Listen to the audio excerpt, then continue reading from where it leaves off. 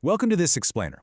Today, we're jumping straight into one of the most fascinating and kind of quiet disruptions happening in heavy industry right now.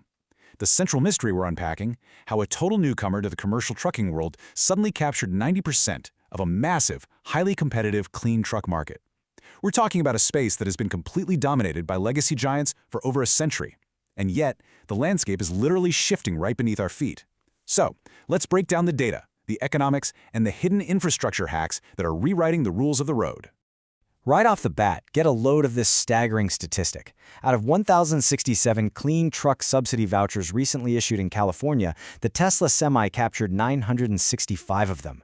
That is a 90% monopoly. Meanwhile, those 100-year-old legacy giants, Daimler, Volvo, and Paccar combined, they couldn't even break past the 100-vehicle mark. They're essentially left fighting over the crumbs. When so many folks in the trucking industry were absolutely convinced just 2 years ago that Class 8 electric trucks were nothing more than a paper project, you really have to ask, how is this level of market domination actually happening?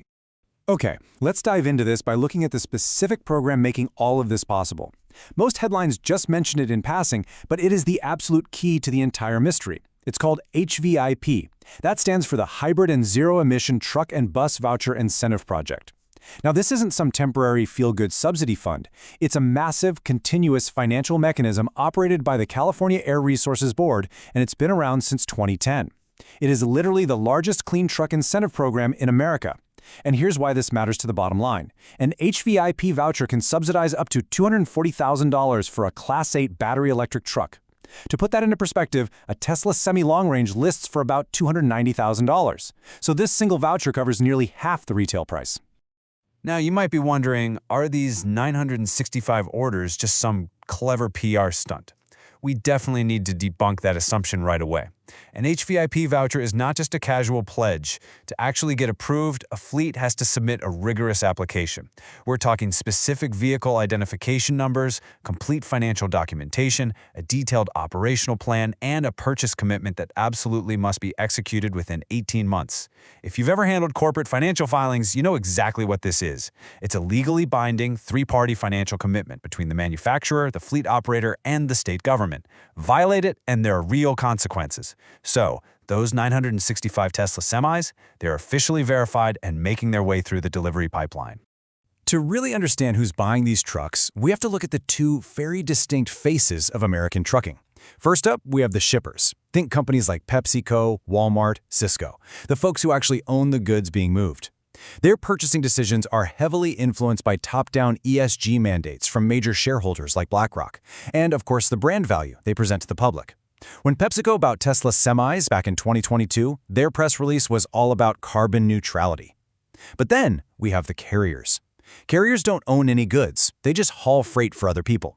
They don't have a consumer brand to protect or fancy green sustainability reports to send out to investors. For a carrier, the decision is driven strictly by one cold, hard metric, the total cost of ownership. It's all about the profit per mile calculator. So, what does this all mean? Well, it points to a massive evolution in the market.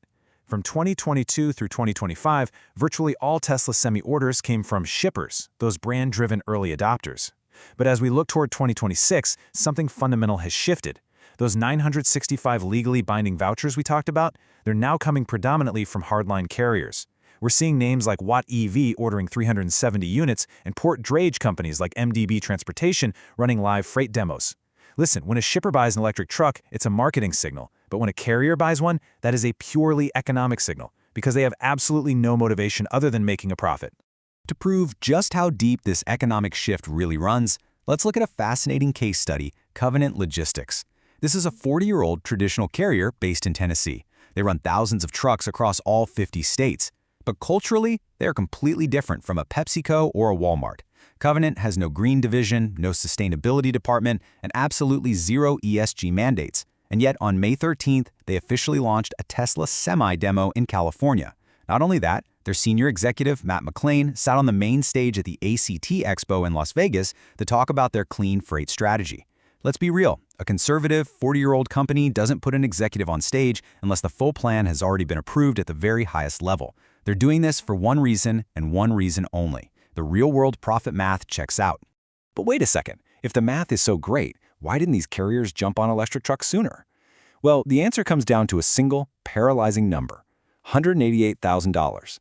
Before now, if a carrier wanted to deploy just one Tesla Semi, they had to independently spend roughly $188,000 to build a single, dedicated megacharger installation.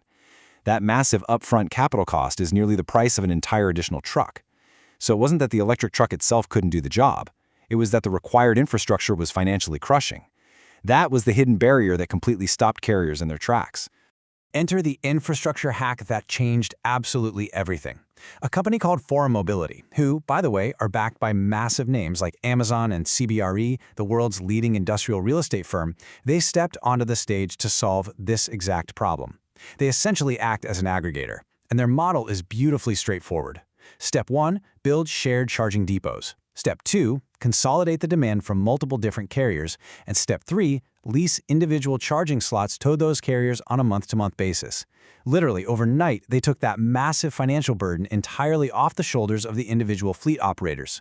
And this brilliantly illustrates what is basically the co-working model, but for heavy-duty trucking.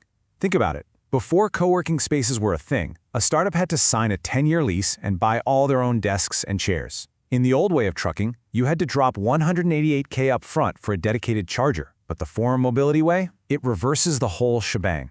Just like a co-working space, companies pay month to month and share the depot. By distributing that expensive infrastructure across multiple users, they successfully converted a massive fixed capital cost into a manageable, recurring operating expense. This directly opens the door for small and mid-sized carriers, which make up the vast majority of American trucking. You can see the immediate, real-world impact of this model already. It's undeniable. At Forum Mobility's upcoming Rancho Dominguez depot in California, which is scheduled for early 2027, 60 Tesla semis have already been snapped up. Big F Transport committed to 40 units, and Nika Container Freight Line grabbed 20. These are traditional port drayage operators, folks, and crucially, neither of them carries any sustainability mandate requiring them to transition. They're making this leap simply because that huge infrastructure barrier has been completely removed. Section 1. The legacy giants. Why exactly did Daimler, Volvo, and Paccar step aside? Now, what's really interesting here is this. If the economics are this good, and the infrastructure problem is finally being solved, how on earth did the century-old legacy giants, Daimler, Volvo, and Paccar, lose a battle they absolutely should have dominated? Well, actually, scratch that. It's not a story about their products being inferior. It's really a story about fundamentally different strategic positioning. The legacy giants didn't necessarily fail. They made a deliberate choice to fight on completely different battlefields. Daimler is hyper-focused on smaller batteries to maximize payload. Volvo is targeting the mature short-haul market over in Europe. And Paccar, they're heavily focused internally on navigating their massive dealer networks through this complex transition. Let's look at these strategies in action to really get a feel for what's happening. Daimler intentionally built their e-Cascadia with a smaller battery. Why? Because a lighter vehicle means you have more cargo capacity within that strict 82,000-pound federal weight limit. It works perfectly for regional corridors, which is exactly why Cisco just ordered 800 of them. Volvo, on the flip side, already completely dominates the European heavy-duty electric segment. They have a massive 47% market share over there, leaning into an area where the regulations and infrastructure are already super mature. They just chose not to contest the California arena. And Paccar, with their legendary Kenworth and Peterbilt brands, they're currently wrestling with a huge cultural shift. They're trying to transition a dealer network that has sold diesel for decades into suddenly selling electric. So, the crucial point is this. Tesla didn't roll in and destroy the competitors by building a universally superior truck for every single use case under the sun. Instead, they aimed squarely at the premium long-haul segment, meaning a massive battery, extended range, and a really high price point. And, it just so happens that California's HVIP program with those massive $240,000 vouchers was designed perfectly to subsidize that exact specific segment. Tesla basically found a highly subsidized niche and completely monopolized it, while the legacy giants deliberately chose to look elsewhere. Which leaves us with one final, incredibly provocative question to consider. Everything we've looked at today is mostly contained within the borders of California.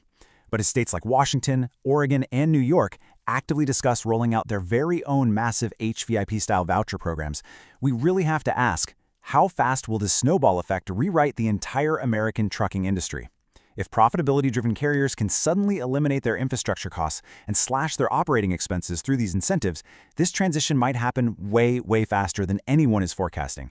It's an absolutely fascinating space, and understanding these hidden market levers is exactly how we see the future before it arrives.